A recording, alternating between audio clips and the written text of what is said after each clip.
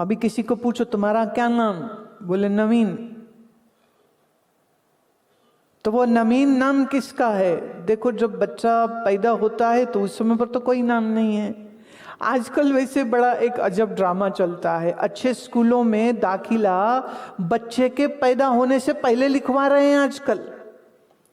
अब वो गूगल करते हैं कि लड़की हुई तो नाम रखेंगे ईशिता, और लड़का हुआ तो नाम रखेंगे लक्ष्य। अभी पैदा नहीं हुआ पहले से।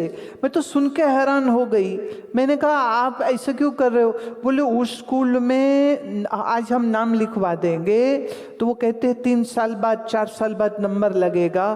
तो हम बच्चा पैदा इसी हिसाब से कर रहे हैं जिस हिसाब से बच्चा जब 3 का हो तो उसको उस स्कूल में एडमिशन मिल जाए। हाय, दिमाग खराब हो गया लोगों का। तो पर जब जन्म होता है तब उस समय पर उसके माथे पर कहीं नहीं लिखा हुआ है कि इसका नाम क्या होगा। तो नाम माता पिता परिवार नहीं, आजकल नाम गूगल देता है। लोग गूगल करते हैं क्या नाम रखें।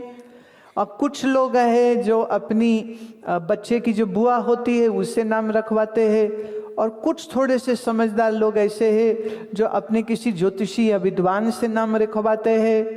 और कई बच्चों का नामकरण तो मैं खुद करती हूँ, क्योंकि एक समय पर जब भारत में भ्रूण हत्या बहुत हो रही थी तो लगभग कोई 25 साल पहले मैंने ये संकल्प किया था कि तुम अपनी बेटियों को मारोगे नहीं, तुम गर्भपात नहीं करोगे, और तुम अपनी कन्या का स्वागत करोगे जैसे पुत्र का करते हो।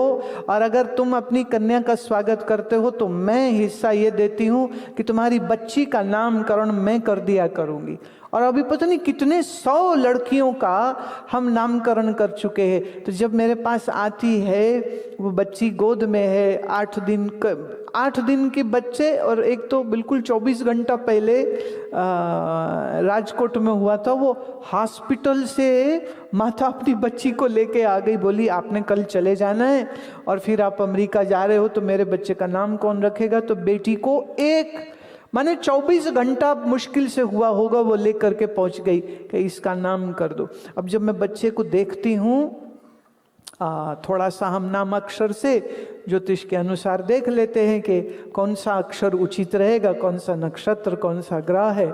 तो जब मैं नाम देती हूँ तब उसके कान में बार बार 3 बार कम से कम बोलती हूँ, तेरा नाम निवेदिता, तेरा नाम निवेदिता, तेरा नाम निवेदिता। और उसके बाद पूरे घर वाले यही नाम बोलेंगे बोलेंगे बोलेंगे बोलेंगे। और जैसे जैसे वो लड़की बड़ी होती है वो क्या कहती है, फिर पूछो तेरा नाम क्या, फिर वो बोलेगी निवेदिता। नाम किसी ने दिया है, साथ नहीं आता है। शरीर हमको मिला है, शरीर में नहीं है। मैं तो आत्मस्वरूप हूँ, मैं ये शरीर नहीं। मैं पंचतत्व का बना ये शरीर नहीं हूँ। इस पंचतत्व का रस, रक्त, मांस, अस्थि, मज्जा, ये वीर्य का बना हुआ शरीर मैं नहीं हो सकता हूँ। मैं ये देह नहीं हूँ। इस देह में आई हुई बचपन, जवानी, बुढ़ापा, ये भी शरीर की अवस्था है, तुम्हारी अवस्था नहीं है। तुम तो आत्मस्वरूप हो। इस नाते ना तुम बच्चे, ना तुम जवान, ना तुम बूढ़े। मैं आपको एक बात सुनाती हूँ। एक बार हमारे घर में एक महात्मा जी आए, और महात्मा जी ने कहा कि किसी को कुछ प्रश्न पूछना हो तो पूछो। तो मैंने कहा महाराज मैं पूछूं? बोले हाँ पूछो। तो मैंने एक प्रश्न पूछा, उन्होंने उत्तर दिया। मैंने दूसरा पूछ लिया, फिर मैंने तीसरा पूछ लिया। उन दिनों मेरी खोपड़ी बड़ी खराब थी। खराब ऐसे, मैं महात्माओं का ज्ञान टेस्ट करती रहती थी कि इनको कुछ आता भी है कि नहीं। तो मैं प्रश्न पूछ रही, एक पॉइंट ऐसा आया, वो महात्मा जी को गुस्सा आ गया। बोले लड़की इतने सवाल मत कर, तुझे अकल नहीं है। मैंने कहा ए लड़की का मतलब क्या होता है? ये तो मुझे भी पता है शरीर लड़की का है, पर ये ए लड़की क्या होता है?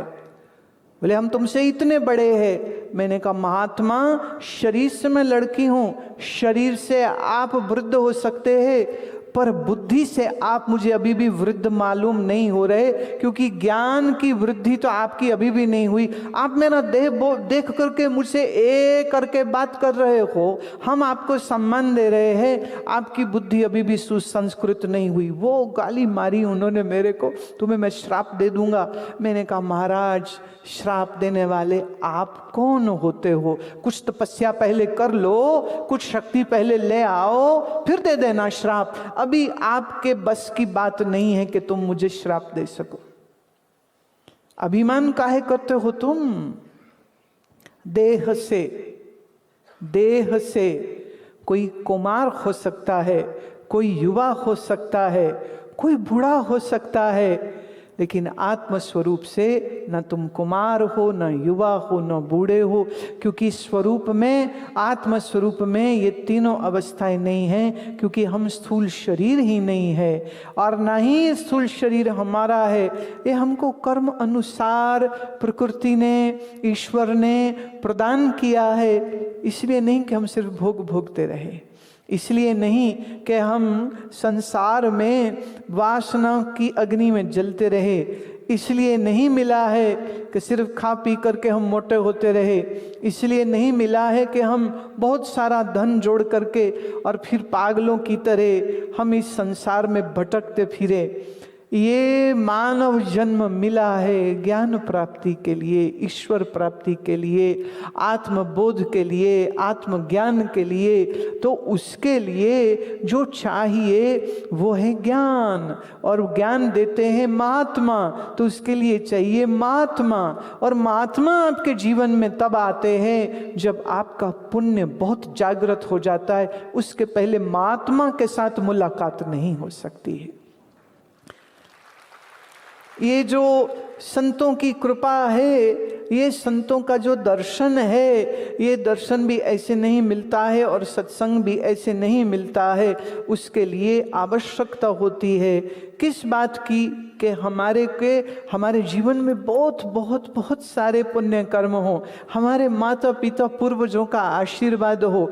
जब बहुत पुण्य कर्म होते हैं तब हमको प्यारे किसी महात्मा के दर्शन होते हैं, और महात्मा का वाह वाह वाह वाह मिलना मतलब ईश्वर के राह पर चलने का मार्ग अब तुम्हारे लिए खुलना शुरू हो जाता है।